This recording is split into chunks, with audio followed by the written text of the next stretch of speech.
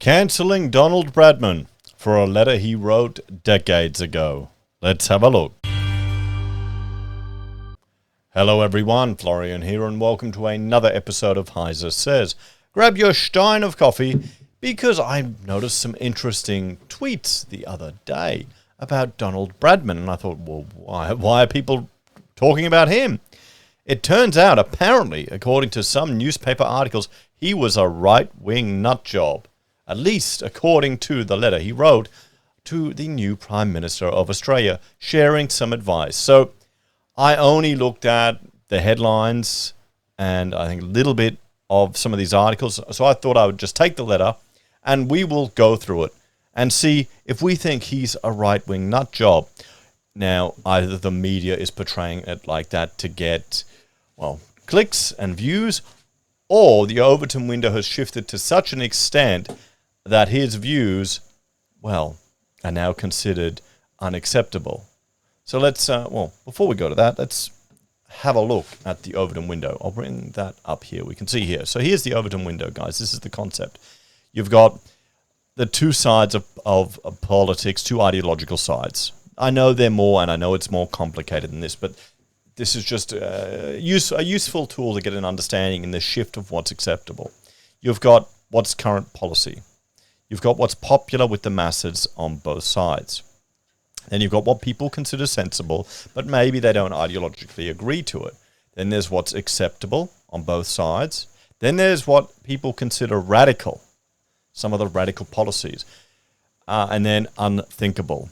Now, here's the thing. I would make the argument that the Overton window, and let me just change over to a pen, that the Overton window has shifted so far to the left these days that what used to be considered radical, some people see as sensible or even popular.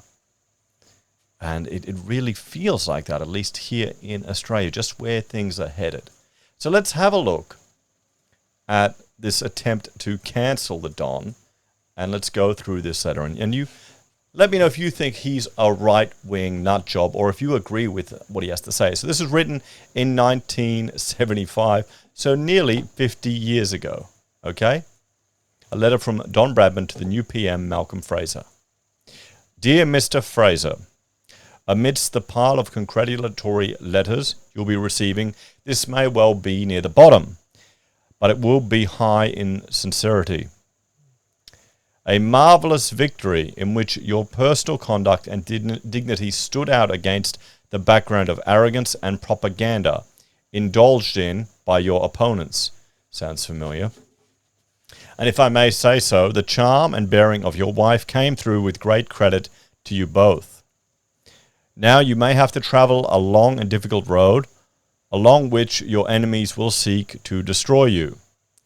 As a non-political person, but a passionate advocate of freedom from socialism, or worse, I do hope your government will shun attention to trivial matters and concentrate on vital principles. Now, I think this is fantastic. I think that there's a great danger in socialism. It has historically failed every time it's been attempted. The further you centralize control in the state, the lower the quality of life of people, and eventually people die. And you can't argue with that. That's history.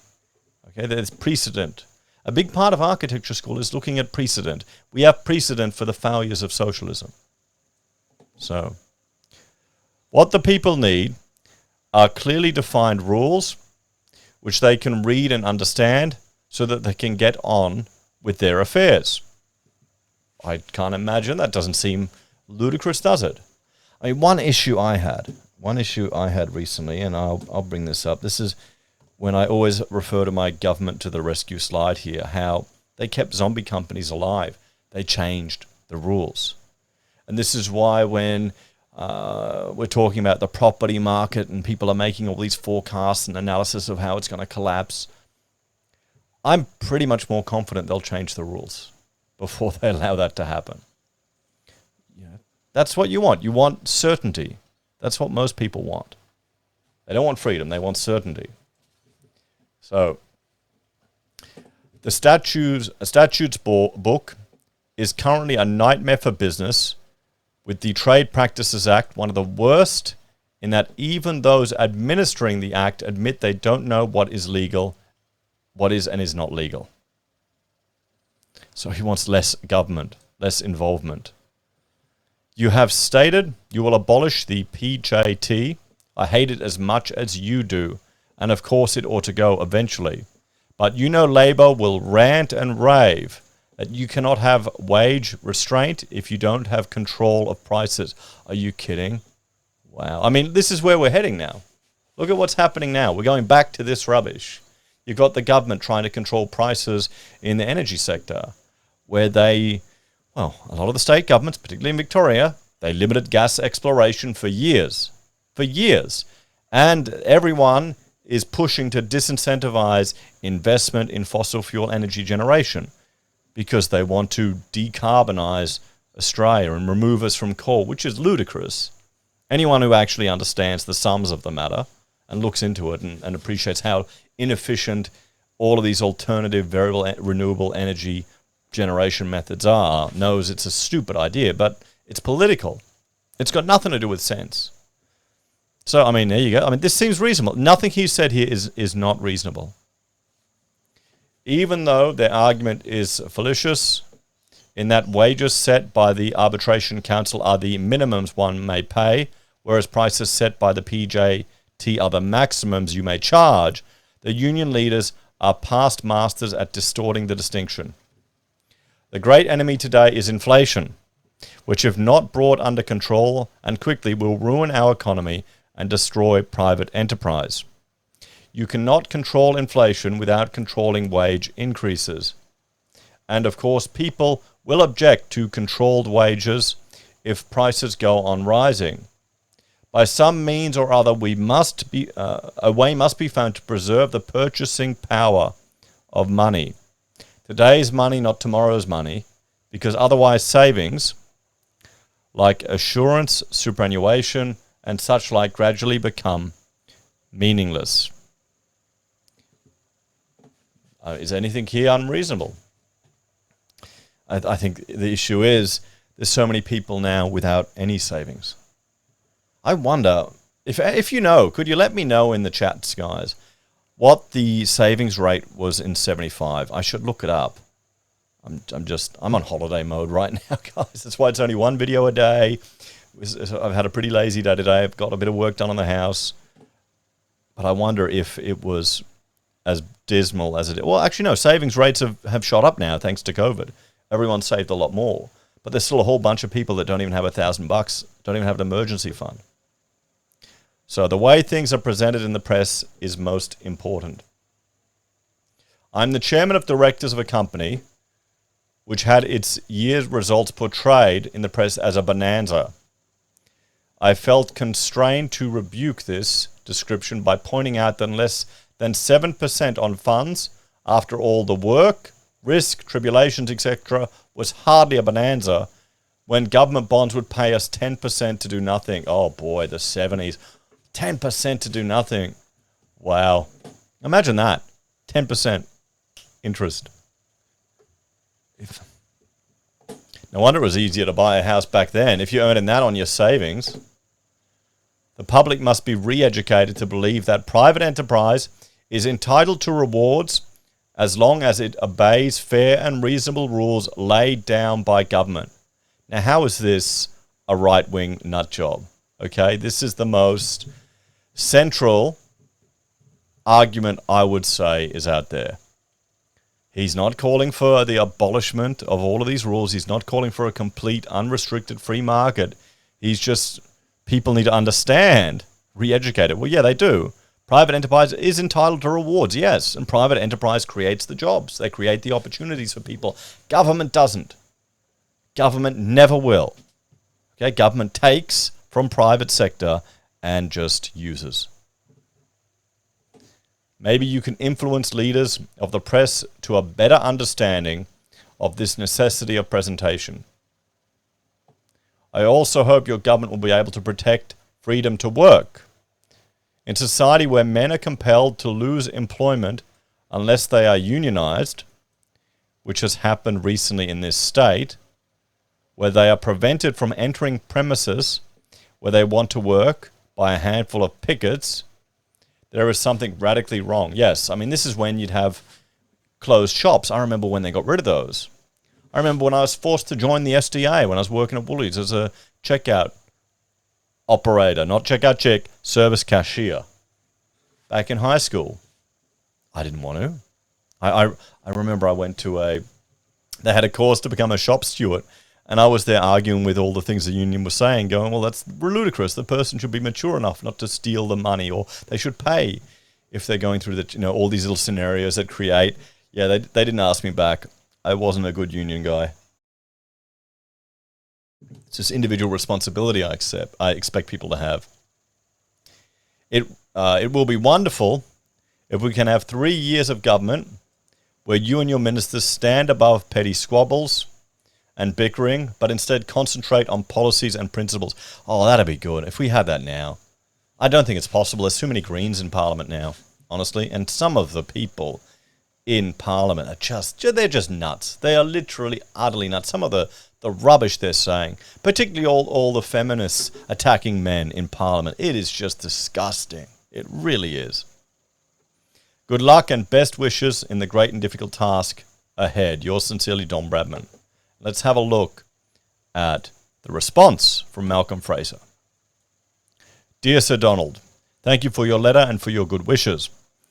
I was interested to read the points you made and am very much aware of the difficulties facing private enterprise. My government will be introducing measures towards their alleviation. With best wishes for Christmas and the New Year's, yours sincerely, Malcolm Fraser. So there we go, guys. There we go. So is Donald Bradman, is he a right-wing nut job, guys? Nothing here seems like it. Or is this just an example that the Overton window has shifted so far? So let's have a talk about this. Honestly, nothing he says there seems unreasonable. I would agree with everything he said. Businesses should be rewarded. Private enterprise should be encouraged to reap rewards and benefits from the business they do. You want certainty, and you want a fair and equitable market. You want the right of private property respected. Nothing he says there seems ludicrous. Nothing he said there in that letter seems unreasonable. The fact that he was arguing against union-controlled businesses, union-controlled shops. If unions want to control a business, start their own business. Why not? There you go. Enter the market. Compete. Provide all the perks that you can. Run it yourself.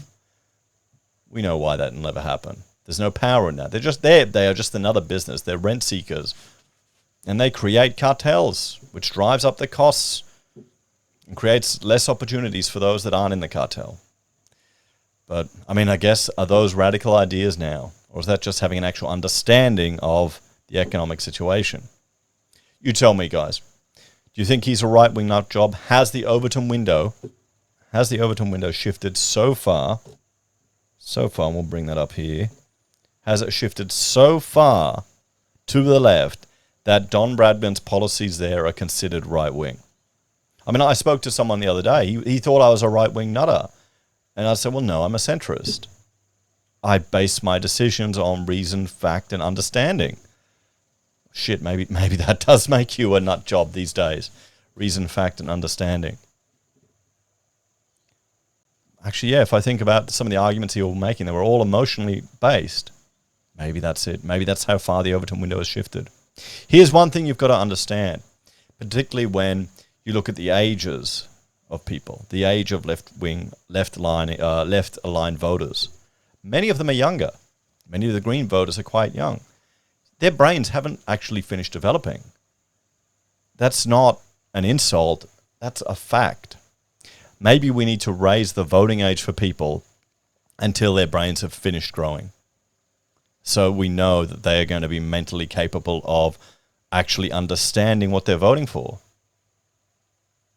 I mean, would you expect someone who is disabled, are they able to vote? Should they be able to vote?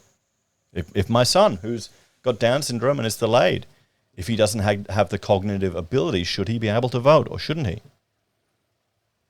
Or is this just a sign of where the world is going? I'm just becoming an old fart, old fuddy-duddy, and the Overton window has shifted away from me. You tell me. Anyway, guys, thanks for watching.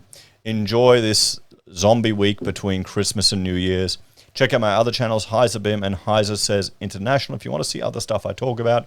And if you want to support us, you can financially on YouTube or Patreon. Use our referral links, buy our pocket squares, or call us if you need an architect. Take care, everyone. Have a great day, and I'll see you in the next episode of HeiseSays.